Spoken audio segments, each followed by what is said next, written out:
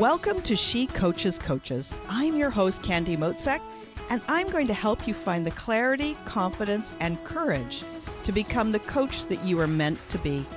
If you're a new coach, or if you've always wanted to be a life coach, then this is the place for you.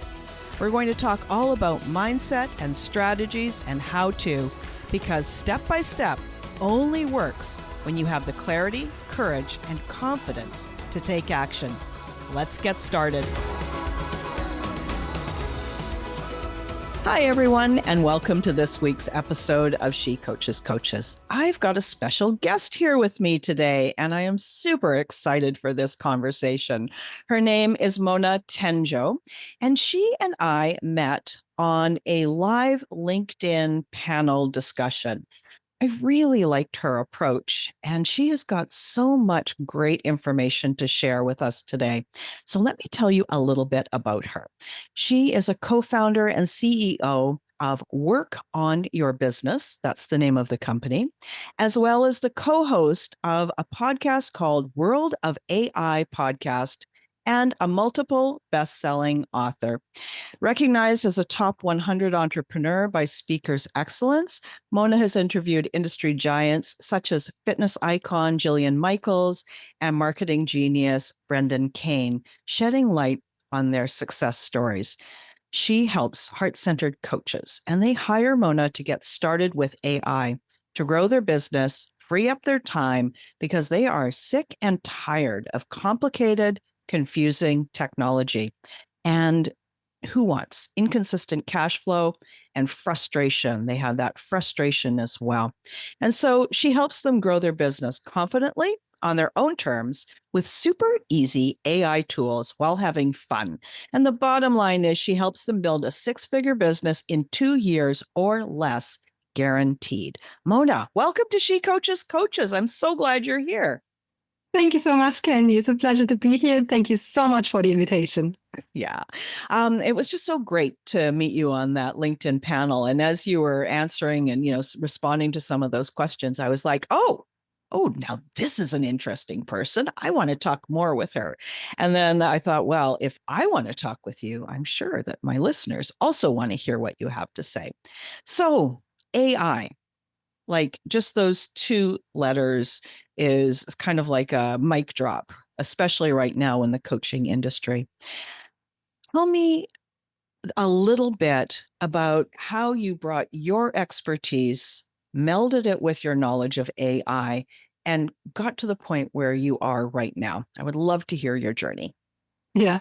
And it's so funny because it really closes a circle right now. So when I started my career when I was 18 years old, I started as an apprentice, right? Now don't worry, I don't go into the full trenches of everything, but it really closes the gap because the very first company I worked for with 18 used already the principles of AI, but it was not yet accessible to the normal people. So you needed an IT specialist coming into the house, so basically I was working in the finance department, and every morning we got the account bookings via a bot. It was a bot in essence, right? It was booking automatically. Like we talked about millions of bookings a day, right? It was an energy provider. So there was a lot of bookings at the end of the month. And like we had bots that were automatically doing that stuff. But back in the day, this was a huge financial investment to set these things up and to actually, whenever something was fixed, it was standing still for days. You had to get a meeting. Somebody had to come in, and it was not very approachable. But that's like 20 years ago already, right? So it was already there, and most people are not aware of it because now it gets to the public, right?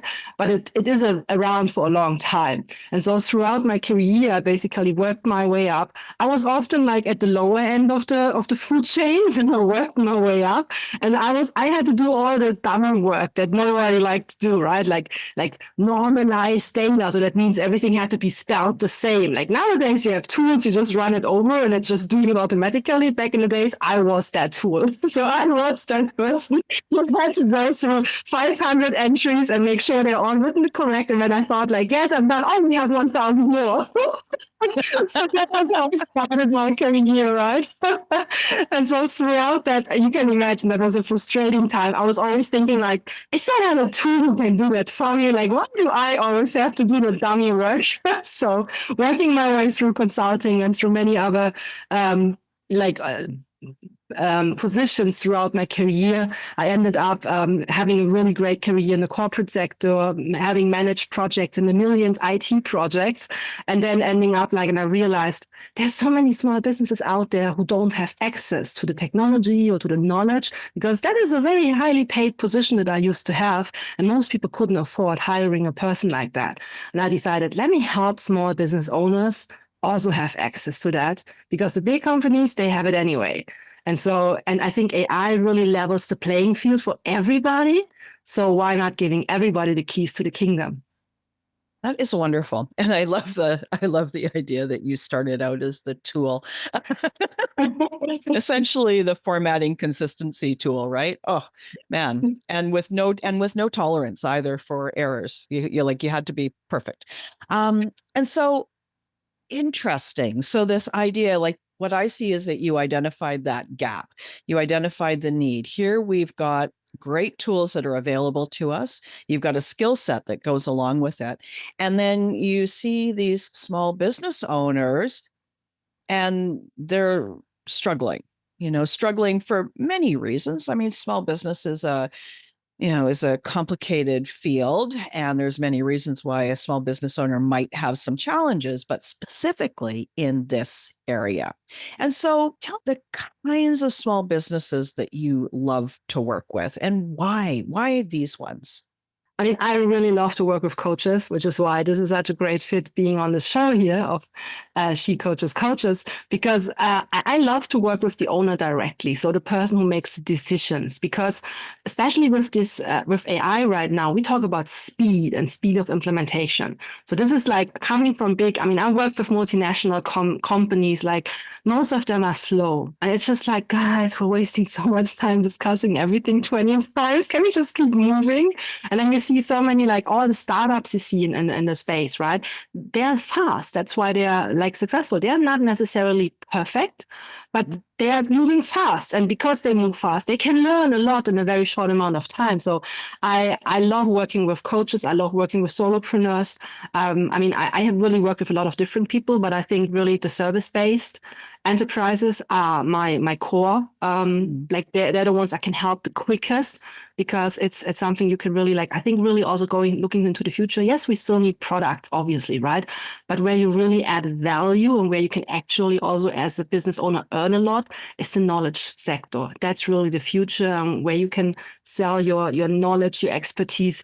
That's just the thing where you can add a lot of value, because if you change, you don't only change one person when you change their life, right? You change the entire environment as well. And that's really, I think, where you have the quickest impact to the world. That's why I love working with solopreneurs, with coaches, with the decision makers who like to. I love that. And this, the decision makers, and of course, a small business doesn't have this huge protocol. They don't have, multiple signatures needed at different levels to make one small change order in a project. So as a new coach, sort of walking into the coaching world, the first thing coaches are always thinking is, okay, how do I get started? How do I sign clients? How do I get a toehold into this industry? And they're doing it from a place that is very meaningful for them. So can you just give us a little bit of an overview, maybe sort of the top 3 things that you would recommend for a new coach coming in to consider with AI to make that transition from startup to established? What would you suggest? Yes. I mean, AI is really you have to imagine this as, especially when we talk about things like ChatGPT, like all of these AIs have a huge amount of knowledge base underneath it. Which was enabled by Google, obviously, right, with all the access to the internet. Like it was collecting data for many, many years. So you have this huge ocean of information. And now your job is to actually use the tool, whatever it is you use, if it is Bard, what I think now it's called Gemini, Claude or ChatGPT or any other tool, you basically have to imagine that you access this huge ocean. And now you have to give the GPS information of which drop of this ocean do you actually want to access, right? So the number one thing is about thinking about, okay, where can it actually help you? So a great thing it can help you with is brainstorming, because it has this information. You just have to say, okay, what exactly do you want to know? Like, what is ideas you would like the system to generate for you? What information should it collect for you? The second thing is it can help you structure your thoughts. So especially when you start out as a new coach, what happens, I think, to many coaches is you just take on whatever you get because you're happy to have your first client and you're like, yes, I got a client. Well, maybe it's not exactly what you wanted to do, but hey, they pay you, so what? And so you may happen to take on a few, like coaching clients, and they may seem a little bit unrelated sometimes in the beginning. And you may wonder, like, hold on, like, what type of coach am I actually now, right? And then AI can help you structure your thoughts. So you can say, look, I mean, of course, don't give in names. Like, it's not necessary to put in names. Say, I had a female around that age who was doing X, Y, Z, investing with me so and so much money, and she hired me because of X, Y, Z. And just write that out. And if you had like your first 5, maybe your first 10 clients, and you don't see your relation, I was like, what exactly should I promote? Just type these 10 like lines in and say, what do all of them have in common? Like, what are the problems that they resonate with? And then AI can tell you, well, actually, it all comes down, for example, to communication. You may not have seen this because one was maybe a pitch, one was a little bit of like issues with an employer, like it was different things, but suddenly you see like, oh, there's a red thread. There's a theme, and suddenly it's making it easier for you to promote. I'm a communications coach. Ha! Now everybody knows what you're doing. So definitely use it for that. I love doing it for myself, like just reiterating it. And also the third thing I would say, if you want to level up, like if you had landing page copy, if you had any like posts you put out and they didn't really convert, take them, put them into AI and say, this is what I posted. I wanted, for example, to fill my course, but like I didn't really get reactions. What should I improve? And then let the AI give you an improved version of what you were trying to say and put it out again and see what happens. Right. So the 3 things, the first is using it just like a GPS. What drop in the ocean do I want more information about? Yeah. The second is to take a number of what appear to be unrelated discussions or topics or individuals and find that common thread. And then the third is to take something that you've already created. Maybe it's a blog post, maybe it's a post on social media, maybe it's a podcast episode, and ask to improve it with a certain goal in mind. There's something here that you said, the second one in particular really got me thinking. So this is a really common question that new coaches have. Oh my gosh, what is my niche? I don't know what my niche is. Now, I have a niche quiz, and it gets them started on that idea. When I think of that quiz, it is a really great starting point for them. But what you've just described actually goes to something else that I recommend my clients do. So I recommend that they start with the very, very, very basic coaching package and go and talk to people, go and coach as many people as they can, and then take all that information to create their coaching program. But this is to use AI instead of having to struggle to try and figure out that common thread. And it's not having them become an expert in something they're not already doing. It's just revealing that this commonality is here for you. Did you know, as you said, that you're talking a lot about communication, that you're helping on communication, or who knows, it might be something entirely different. So I love those examples. So as a new coach, where do you suggest people begin? Yes, I know there's lots of different tools, but if you were just going to start, would you recommend ChatGPT or Bard or this one? What is the one that Microsoft has got going now? they keep trying to push it on me every time I turn my computer on. I would have to check. Yes, I also get these emails. I'm always thinking like they're a little bit behind, so I'm not looking at that now. No, I agree. So where would you suggest a new coach starts? Because again, like not only have you got all these different tools that you can use within AI, their first question is, well, so which one do I do? Like, what's the one that I just start with, just so I can get my feet wet? Just to answer the question, it's called Microsoft Copilot. They call it. Thank you. Thank you. Microsoft Copilot. You know what? A month from now, when this episode airs, they may have changed the name again, right? So, but there's, that's just 3 out of who knows how many are available. So where do you suggest people start? I really suggest start with ChatGPT. I mean, some of you may say like, oh, but I did already. Like, okay, there's a difference. Like there's the free version and there's the paid version. If you have not tried the paid version, try that first, because that makes a massive difference in the outputs you will get on various levels. First of all, with the paid version, you can create images. That alone is worth the money already. We're talking about $20 a month. Like, guys, I used to have 5 VAs, mainly for the graphical pieces. I only have 1 left. Ah, amazing, right? But just because, I mean, it's so cool because especially when it comes to images, like we know this, right? Like try to explain to somebody else what you have in your brain, how that picture shall look like. And I think as the owner, you have a very clear vision of what you want that image to look like. But trying to explain it to somebody, waiting for the output for 1 or 2 days, just to get it back and say, this is not really what I thought about. So, and now with ChatGPT, you get it instantly. Like you get it and you're like, no, I meant it something else. I meant a different style. I meant this. And you can just iterate and immediately have the image you want to have. That alone is worth the money already. And then really, I think, especially when you start out, I think the main topic that coaches have, especially new coaches have, is like getting some clarity, like bouncing off an idea. Like, hey, I have this idea. What do you think of it? Many are by themselves. They don't necessarily have, especially when you start out, you may not have that big network yet, but you can just say like to a coach friend, like, hey, I have this idea. What do you think? Right? You may just start out. You may not have that network yet. So that AI, so that tool, and I would really say I use ChatGPT all the time. You can use other ones. I sometimes use Bard, which is now Gemini. Claude is a little bit a different thing because in the Germany, it's really funny because it's actually a French one. They seem to have it only, like, I'm still on a waiting list. They don't let me in. I don't know why. So I use Bard, I use Gemini and I use them because just to see if they bring different results. Sometimes they get you different angles and you're like, that's an idea I could also consider, right? But me, it's really, I'm using it as a sparring partner to like, okay, throw an idea in and say, what does it say? What should I still consider? What have I not thought about yet? Is that already specific enough? Yes or no, right? Like some clients ask me like, who should I target? Well, who would you like to target? Well, I could target the corporates or I could target private people.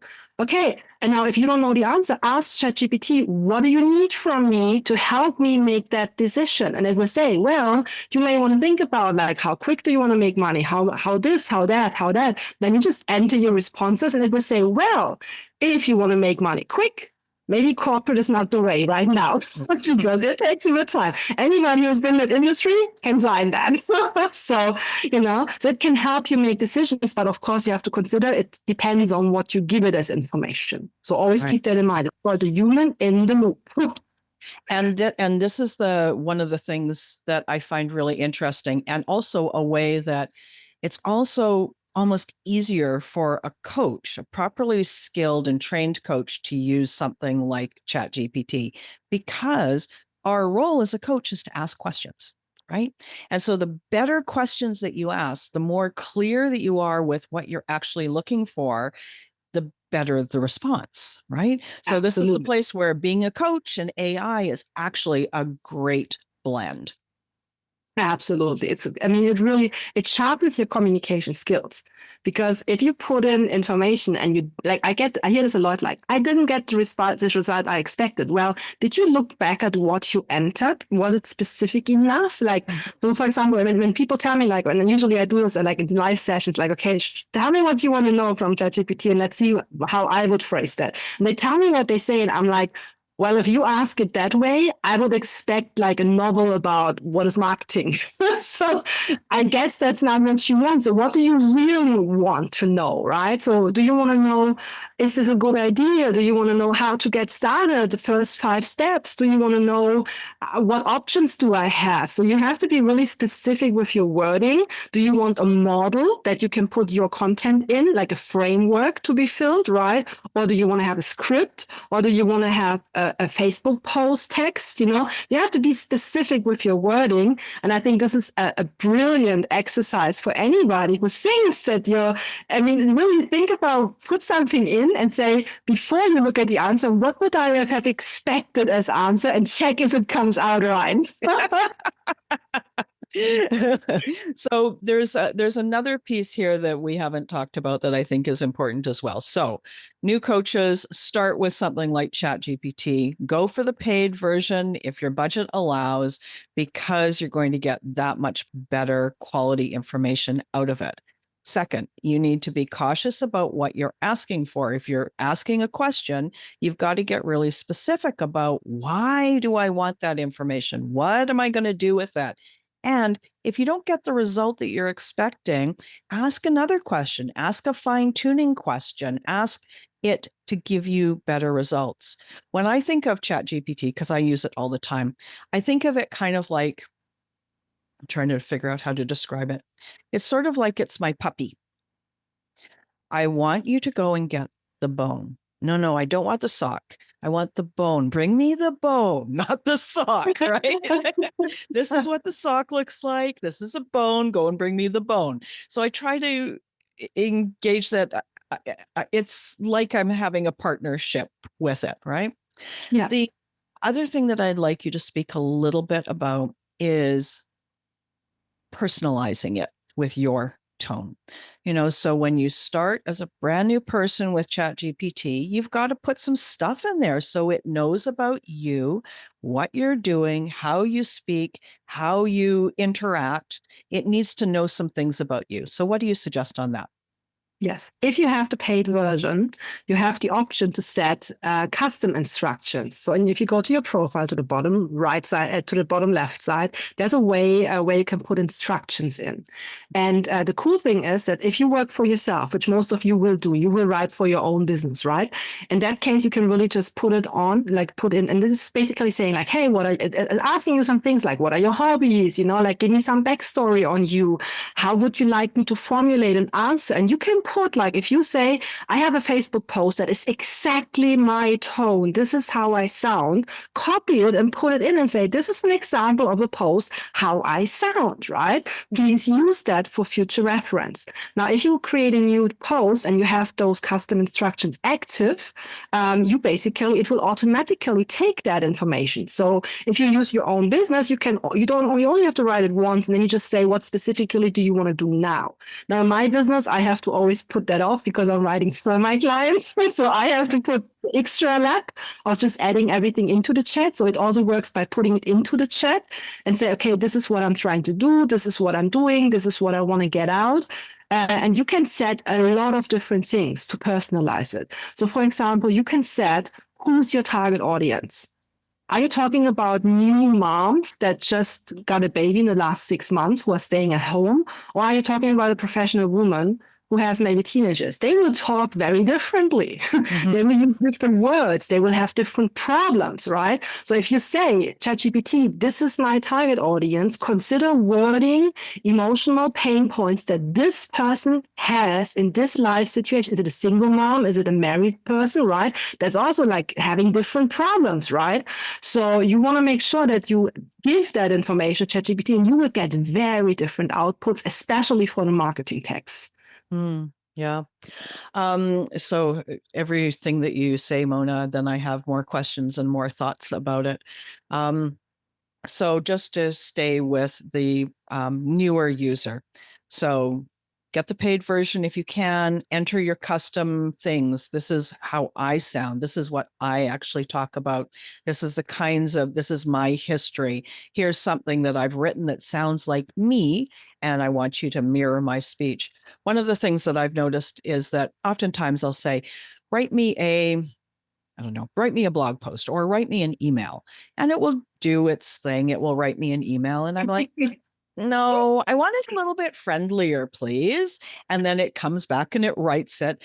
Now, after 2 or 3 times of trying to get it to fine tune, sometimes it gives me something that is like completely off the wall, right? It's like, okay, I've already tried. I am not doing this for you again, right?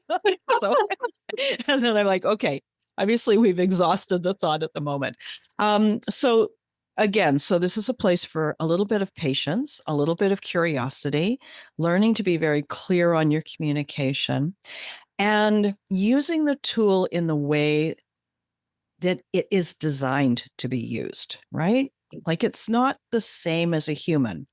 Yes, ChatGPT and all of AI is more intelligent on an IQ level than humans. However, that's not what we need it for.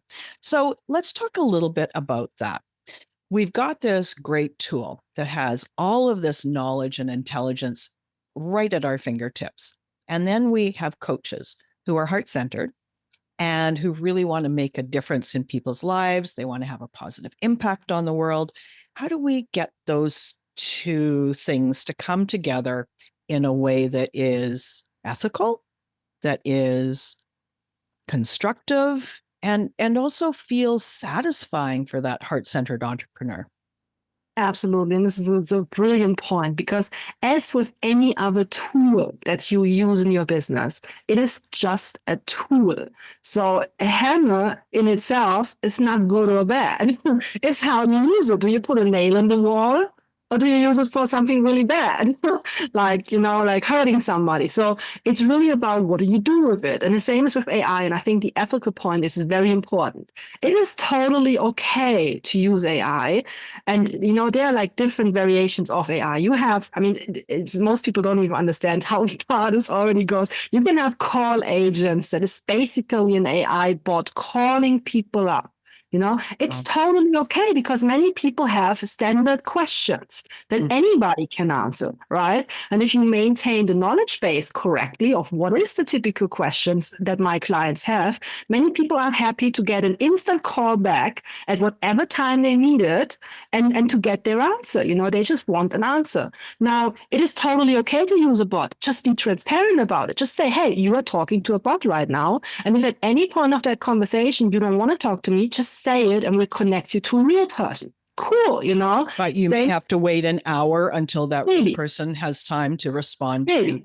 So it's that trade-off, right? Exactly. And many people are totally okay. I have seen many really great chatbots that are brilliantly set up where I have fun actually answering them. I've also seen really crappy things. I was like, what the hell? Like, I want to talk to a person now. Yeah. But the problem itself is not the problem. The problem is who set that thing up. And they haven't thought it through that at some point, I just want to talk to a person. And you have to leave me that option, like at least give me an email form where I can at least write what I want. And then, like yesterday I was talking to a bot actually, and they said, in fact, you're right. It should work, but it doesn't. Just click here and you can send us an email. Thank you. That's what I want, right? Right. So I still got my answer. I was working my way through it. It was helpful, but at one point it was still not working. And then the bot even apologized and said, this shouldn't have happened. This sounds like a bug. Here's the form to report it. Thank you. That's still helpful. It's still a positive interaction, right? And so as a coach, you want to think about how can I use that tool for my audience? For example, you may have some clients who cannot afford working one-on-one with you, but they still want to have access to you. Now, how about taking your knowledge, putting it in, like, what are the top 100 questions your clients typically have? They're probably always the same to a certain degree in a certain range of what you do. Put that in a knowledge base and feed it into a bot. And for example, you will create Candy AI, personal little bot, and you may charge $50 a month for that. Maybe even less if you say, hey, I want to get it to as many people as possible. Maybe you only want to charge $20 a month, because once it is set up, you have no work with it. It is just doing a thing, right? So you could give people at a low price access, and they know it is an AI. It is ethical. You communicate. This is not me personally, but it is my brain in there, right? So it's still giving you value. Obviously it's not one-on-one. It's a bot, but you can get your most pressing questions answered. And the AI can do its job, you know? And so think about ways of how can I incorporate it to save myself time, to maybe get to better decision making, improve what I already have, and how can I finally monetize that in an ethical way so that I can reach more people than I could with just me. Yeah, there's a lot to think about there. And a lot of the things that you've said, I think, are really key here. So, just to sort of rewind to this, newer coaches using AI in a way that feels satisfying and is ethical and allows for this personal connection. And so the first thing that you said that I think is really important is this transparency. If something has been, if it was a bot, for example, or you created something only with AI and no personal input, then, from an ethical standpoint, it's important for you to reveal that. So that's the one thing. The other is to remember that it is a tool. It is not the driver, it's the car. It's not the person driving the car. And so to always remember that it's this partnership, right? Like you are in charge of using the tool in a way that supports you and supports your clients. And I think those are the two things that I've really heard. And, so the probably the third thing, because there always feels like there's got to be three, is this idea that nothing happens without your input, your request, your creating that criteria, your initial asking it for help, right?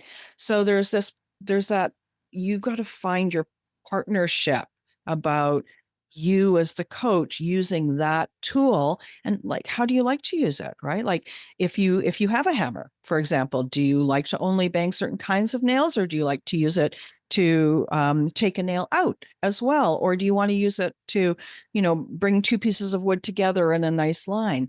You're the one choosing that. And so never forget that you're not giving up your independence or your autonomy. You're using a new tool that's there to support you.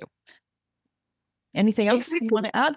And you may, at the beginning, I want to be fully transparent. Whenever you use a new tool, you may hit your thumb with that in the beginning. It happened. I still remember when I was doing this construction, I was like, oh, Jesus, like, I had some friends who was like, I can't look at you fighting a blue thumb, I do it for you. But hey, we all have a learning curve, right? So even, it was really funny. Later, I got a message on LinkedIn. My VA was sending out messages, and I was like, why did you not read this? Like, she actually replied above. And the person came back and was like, I don't know if you're using a bot or not, but like I already said no. And then I stepped in person and I was like, I'm so sorry. This was actually not a bot. It was a very human error of oversight. Yes. Yeah. She was laughing, and I was like, oh my God, again. I was like, I'm really sorry. I don't mean to like bother you in any way. This was really just a copy. This was just, it was an oversight, period, like no bot on board. So it's really like, just be transparent. I think people still want to have a genuine connection to you, right? So that's why I think transparency is really key. People want to know, am I talking to a bot or not? And as long as you're transparent about it, they're okay with that, But like, be transparent. Don't try to hide that. Make that very obvious, and just really get your fingers in and start learning it. You may get a blue thumb, but hey, it's healing. Don't worry. And honestly, you can't even get a blue thumb, because if you ask it a question, it gives you a response, and you don't like it, you just don't use it. You go back and you fine tune.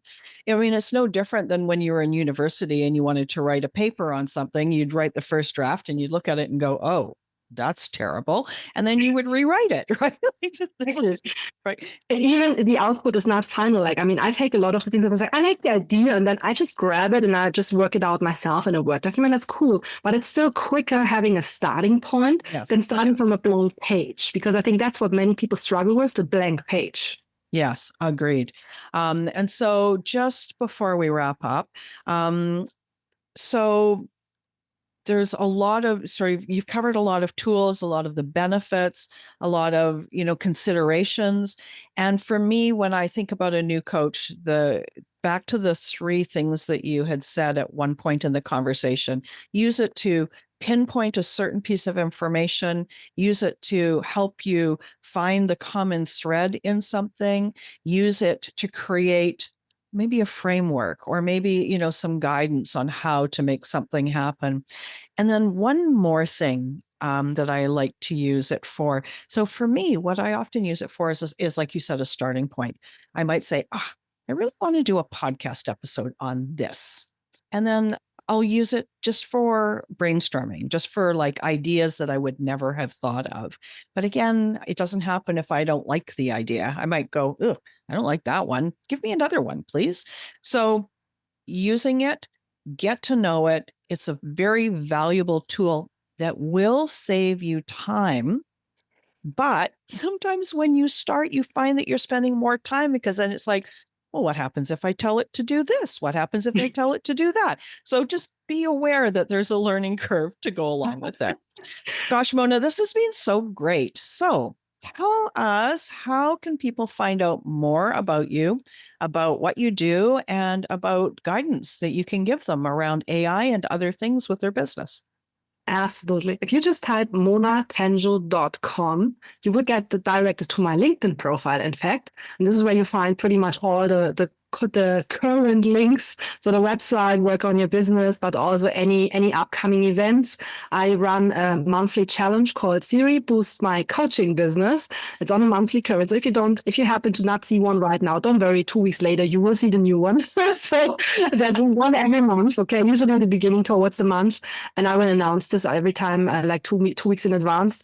And basically we're really having fun for 3 days. So it's not 3 full days. It's actually 1 hour a day for 3 days in a row so that you can digest everything, because 1 hour with me is usually intense. So as you've probably seen here in this interview, like it's a lot. And I just want to give you like different ideas, inspire you, and really get you to understand, okay, what else can I use it for? Like just expand your mind, because you don't know what you don't know, right? So I'm giving you a lot of ideas. And of course, at the end of the challenge, I will invite you to also work with me if you like to. But come around and first of all, have a good taste, just get to know me and how I teach, if you even get along with me at all. And just get a taste, right? And then before you make a decision. And it will definitely be fun, and you will definitely walk away with new ideas. That's the thing I can promise you. Oh, that's wonderful. Okay, so I'll be putting everything in the episode notes so they can just click right through to your website and learn all about that. Thank you so much for joining me. Really enjoyed the conversation. Me too. Thank you so much for the invitation. Thanks again for listening today. Please hop on over to Apple Podcasts and leave a review. Also, I would love to hear from you. Did something that I say resonate? What else would you like to learn about? Click the link in the player and leave a comment on the post. This is going to give me great ideas for future episodes so I can help you best.